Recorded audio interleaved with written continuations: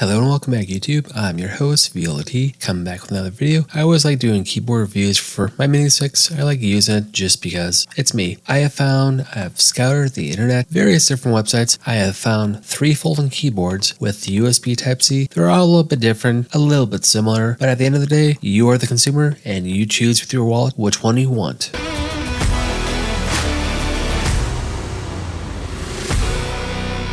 Personally, myself, I am in my car a lot. I travel a lot for work, school. I do a lot of that remote also. The Mini 6 is the perfect portable device for me for writing reports, school papers. So like always, I try to eliminate micro USB from my life with USB Type-C. I figured I would try to find a USB Type-C keyboard, one I might like, some I dislike, and everything else in between. Kicking off the event, first one is the foldable wireless Bluetooth keyboard USB Type-C. You can pick this off AliExpress for about $30. This one is unique, is all I can really say. Inside the box, you have the keyboard. You also are given the instructions, your basic stuff, how you connect it, how you activate it. But beyond that, the keyboard is made out of ABS material. It has a 90 mAh battery built into it. The ABS material is more of a cheaper plastic. You can tell it's cheap. Hinge mechanism, the build quality is something that's quite lackluster. The hinge mechanism, I want to say it's really over-engineered or just poorly implemented. It does charge via USB Type-C, which is good. You have your on and off switch on the side. On the front of the keyboard, you have your indicator lights, keyboard 1, 2, or 3. So you can connect up to 3 different devices, which is good because I have multiple devices. But the cherry on top is just this hinge mechanism. It's a 3-sectional slider. It's not very good. It's really wobbly. It's loose. Honestly, if I put too much force on it, I think I might actually snap it off. It's not that great. Opening it up, I am used to the BKO5. That's a great device to open. Sometimes I get bored, I just do that. The typing experience on this device, underwhelming.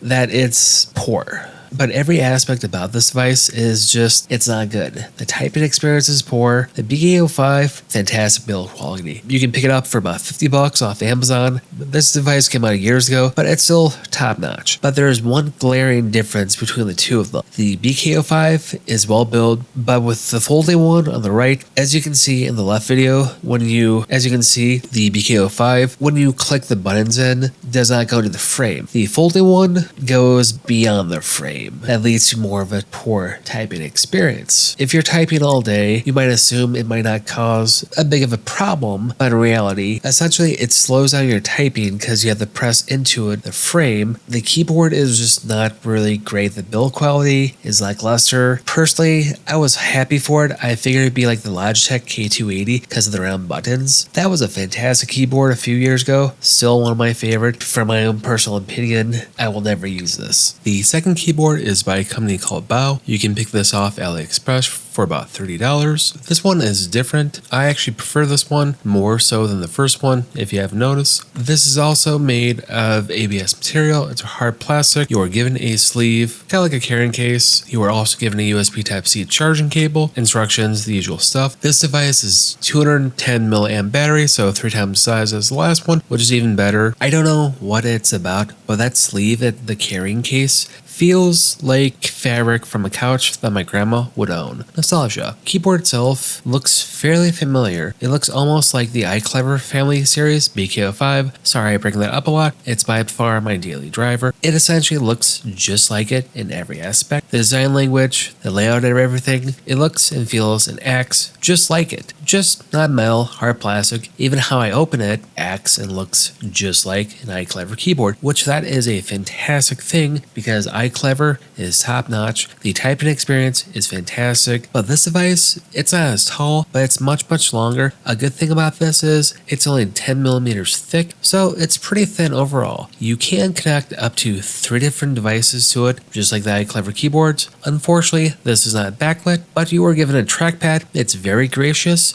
It's good. The only downside about this is you have to tap the corners more so than I would prefer just to actually register a click. It's a trade-off, but the trackpad, it's actually decent. You can do your basic navigations. 3 fingers will work 4 will take a screenshot. You can do multitasking with 3 fingers. Swiping up with 3 fingers will take you back to your last app. 3 fingers down will take you back home. But the 3-finger multi-touch gestures work just fine. 1 finger you can click and drag, select text. 2-finger scroll up and down. It registers pretty quick. It runs pretty well. 1 finger click to drag works just fine. Selecting text and highlighting it is equally as good. To my surprise, this trackpad is pretty good. The only downside, like I said, is the key you have to press on the corners of the trackpad, which in order to register it, it's a little bit smaller than I would prefer. It's slightly annoying, but it is not a major trade-off.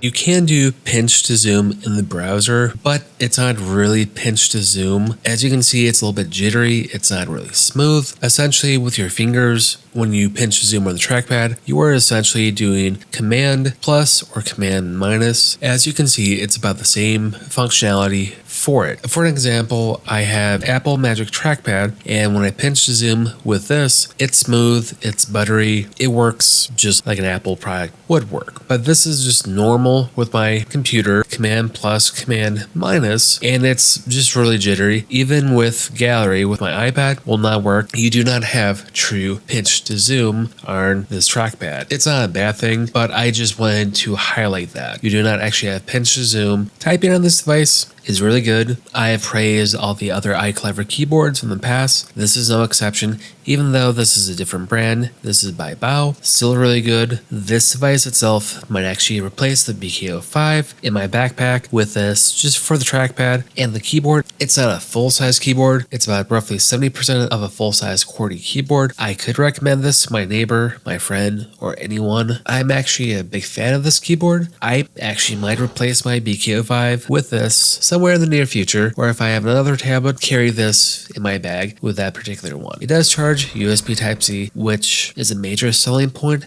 I'm actually a little bit impressed by it. So if you're ever looking for a keyboard that's a fantastic typing experience, USB Type-C charging with a big trackpad that works pretty well, this one would be one you might want to decide. The last keyboard is by Proto Arc. You can get this one off Amazon for about $50. This one is a full-size keyboard plus some extra. It has a 210 milliamp battery. It's made out of aluminum grade material, so build quality is a little bit better compared to the first two, which were just ABS hard plastic.